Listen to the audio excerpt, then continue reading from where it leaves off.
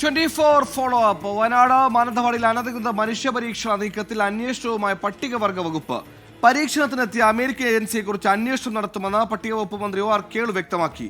വകുപ്പിന്റെ എതിർപ്പ് മറികടന്നാണ് ആദിവാസി ഉന്നതിയിൽ സംഘം എത്തിയതെന്നും മന്ത്രി വ്യക്തമാക്കിയിട്ടുണ്ട്. ആരോഗ്യവകുപ്പിന്റെ അന്വേഷണം തുടരുന്നതിനിടെയാണ് പട്ടികവർഗ വകുപ്പും സംഭവത്തിൽ അന്വേഷണം പ്രഖ്യാപിച്ചത്.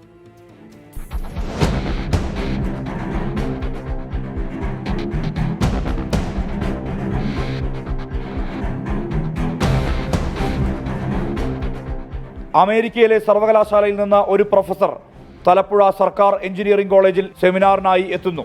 3 ദിനങ്ങളിലായി നടത്തിയ സെമിനാറിനൊടുവിൽ ഏതാനും വിദ്യാർത്ഥികൾക്ക് വിരലിൽ അണിയാവുന്ന സ്മാർട്ട് റിംഗ് നൽകുന്നു. മെൻസ്ട്രൽ ഹെൽത്ത് കിറ്റ് എന്ന പേരിലാണ് ഈ ഉപകരണം നൽകിയിട്ടുള്ളത്. ഈ ഉപകരണം പരീക്ഷണമെന്ന് കോളേജ് ജീവനക്കാരുടെ ഔദ്യോഗിക വാട്സപ്പ് ഗ്രൂപ്പിൽ ഡീൻ ചുമതല വഹിക്കുന്ന അധ്യാപകനാണ് പോസ്റ്റ് ഇടുന്നത്. ഇതിനുശേഷം എടവകയിലെ അഗ്രഹാരം ഉന്നതിയിൽ ആദിവാസി വിഭാഗത്തിൽ ഉൾപ്പെട്ടവരുടെ യോഗം ചേരുന്നു. ഇവിടെ ഉപഹാരമായി നൽകിയത് മൈസൂർ പാക്കിനൊപ്പം സാനിറ്ററി നാപ്കിനുകൾ.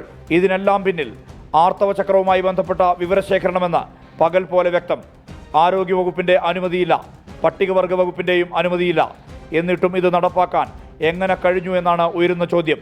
മന്ത്രി ഒ ആർ കേളു അന്വേഷണത്തിന് നിർദ്ദേശം നൽകി കഴിഞ്ഞു. വകുപ്പ് തലത്തിലൊരു അന്വേഷണം ആദ്യം നമ്മൾ നടത്തും. അവരുടെ അമേരിക്ക ഏജൻസി എന്ന് പറയുന്നത് സംബന്ധിച്ചുള്ള ഒരു വ്യക്തതയും കൂടി വരുത്തേണ്ടതുണ്ട്. അതുകൊണ്ട് അതുകൂടി അന്വേഷിക്കും. അമേരിക്കയിലെ PC Rossi college of applied സയൻസിലെ പ്രൊഫസർ ധ്രുവ് ശേഷാദ്രിയാണ് ക്ലാസ് എടുക്കാൻ എത്തിയതെന്ന് എഞ്ചിനീയറിംഗ് കോളേജിന്റെ വാർത്താക്കുറിപ്പിൽ പറയുന്നു. കുട്ടികൾക്ക് വിരലിലണിയാവുന്ന ഉപകരണം നൽകിയ കാര്യവും ഈ കുറിപ്പിൽ സ്ഥിരീകരിക്കുന്നുണ്ട്. ഹെൽത്ത് മോണിറ്ററിംഗിന് ഉപയോഗിക്കുന്ന അൾട്രാ ഹ്യൂമൻ റിംഗ് ബാംഗ്ലൂരിൽ നിന്ന് കൊണ്ടുവന്നതാണെന്നും പറയുന്നു. എന്തു തരത്തിലുള്ള വിവരങ്ങളാണ് ശേഖരിക്കുന്നതെന്ന കാര്യത്തിൽ കോളേജിന് ഉത്തരമില്ല. മന്ത്രി വീണ ജോർജിന്റെ നിർദ്ദേശപ്രകാരം വിഷയത്തിൽ ആരോഗ്യവകുപ്പും അന്വേഷണം തുടരുകയാണ്. 24 വയനാട്.